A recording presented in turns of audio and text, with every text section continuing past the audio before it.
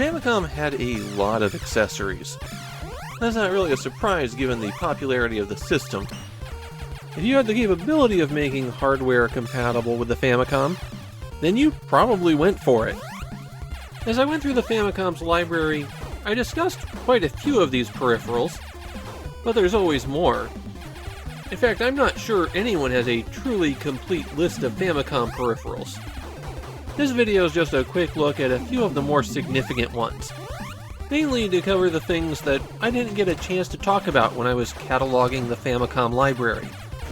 And starting there was about 50 Famicom games that were built around a specific peripheral. Usually a controller like the robot or the inflatable motorcycle, but there were also things like external memory storage and the 3D glasses. I never was able to split the video signal to turn this into a red-blue anaglyphic video. If you want to check out things like the Oeka Kids tablet or the Pachinko controller, I already have videos on those. This video is for all the things that just couldn't get any coverage. And I'm going to start with the controllers that didn't have games dedicated to them. Perhaps the most significant of these was the Hudson joystick. It got more attention than most peripherals because it was Takahashi Meijin's weapon of choice. The man who could mash the fire button 16 times a second would demonstrate that ability using one of these controllers. Of course, if you couldn't mash that fire button as fast as the master, Hudson did offer another very useful tool, the Hudson Joy Card. This was my weapon of choice for when I didn't want to get a repetitive stress injury. 3 levels of rapid fire, independently set on every button. Hudson released multiple versions of this controller over the years. You can tell them apart by the color and the branding on them. This particular one is a Joy-Card Mark II. Later versions would add a headphone jack to the controller, and I'm going to be getting back to that in a few minutes. In case you were curious, yes, the Power Glove was released for the Famicom, but the 2 games designed specifically for it were not. The Power Glove was even less successful in Japan than it was in the US, so the Famicom version is even rarer. And naturally, it is so bad. A different kind of controller for one hand was the ASCII Stick L5. And I'll go ahead and let you get those jokes about playing one-handed out of your system now. All done? Okay. The L5 had a surface with the control pad on top, and the A and B buttons in the grip. You wouldn't want to play any action games with this one. It's really intended for things like strategy games and RPGs, where you might have a long play session. I myself find it to be a bit uncomfortable, it's just too small for my hands. ASCII weren't the only ones to make a one-handed controller. Hori created one that looked like a TV remote, and Hori made a lot of odd Famicom controllers. These controllers are not well regarded. There's only one game that supports this trackball, Operation Wolf, and it doesn't support it especially well. There's a lot of other controllers, of course, but I have one more that I want to show. The Super Controller 2. What was the Super Controller 1? Well, I'll get to that after this. And yes, I did say this was the last controller I was going to talk about. The Super Controller 2 is the ultimate Famicom controller. Can it do auto-fire? Of course it can. 4 different levels of auto-fire. And if your finger's going to get tired from holding down that button, there's also a lock mode, where you tap a button once to initiate the button press, and tap it again to release it. Is the game going too fast? Well, there's slow mode, which of course means pausing and unpausing rapidly. Want to hold your own caravan or summer carnival style competitions? You can limit the number of shots that the controller can fire, or you can put a time limit on play. You'll press start to pause the game when either of those run out. You can even memorize a set of inputs, a string of up to 16 of them, useful for storing at least part of a password. All of this does come at a cost. The controller requires 4 AAA batteries, and because of that, it's tough to find ones where battery acid hasn't leaked inside them and destroyed them. But if you can find one, then the Super Controller 2 is the pinnacle of Famicom technology. I still like the Joy-Card better, though. I don't want to have to dig out batteries and remember a bunch of complex button presses to switch through a bunch of different modes that I'm never going to use. Just flip some switches and go. That's the way to do it. A surprisingly large set of Famicom peripherals were controller extensions.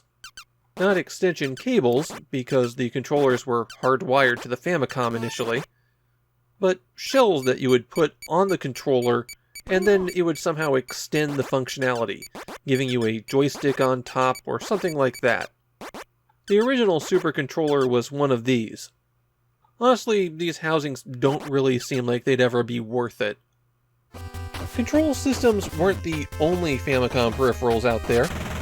I'll spare you the massive pile of power adapters and RF hookups for televisions, though there is one worth mentioning. This little box was one of the very last Famicom products released. Since the AV Famicom, released in December of 1993, only allowed for composite video out, this adapter is an RF modulator, turning that signal into a broadcast that the television could understand. Of course, if you wanted to get really fancy, there's this, the Hori Multibox. It is not only an RF modulator, it's an RF broadcaster. It plugs into the side of the Famicom, and you plug the RF cable into the back of the Famicom, and then it broadcasts the signal from the Famicom so it could be picked up by the television antenna. It's a product that was of dubious value already, and even more useless now that television has gone all digital, even in Japan. Some of the more fascinating peripherals are the expanders, things like the 4-player adapter, which were used to, well, play 4-player games. Mainly those were Kunio titles, though Technos Japan themselves never made any of them, despite being the publisher of the Kunio games. There were a few Famicom peripherals that let you reroute the sound output from the Famicom to a pair of headphones. The multi-adapter AX1 is the most versatile of these. It has a headphone jack, the ability to enable auto-fire on your controllers, and to give you slow-mo. It also really doesn't work with the AV Famicom. Still, if you wanted to expand your Famicom's abilities and still use the original controllers, then this was the tool to get. Perhaps the strangest peripheral of all was the game repeater. This device would record your controller's inputs as you played. Then, by pressing a button on the device, exactly as you put them in. For a game where the action wasn't randomized from power on, it meant you could effectively save your progress by letting the game repeater play back what you did. Theoretically, it could store about half an hour of gameplay. That said, it was saving offsets, not moment-by-moment action. Basically recording that you held down up and kept it held down for this length of time, and then didn't press up again until that length of time had passed.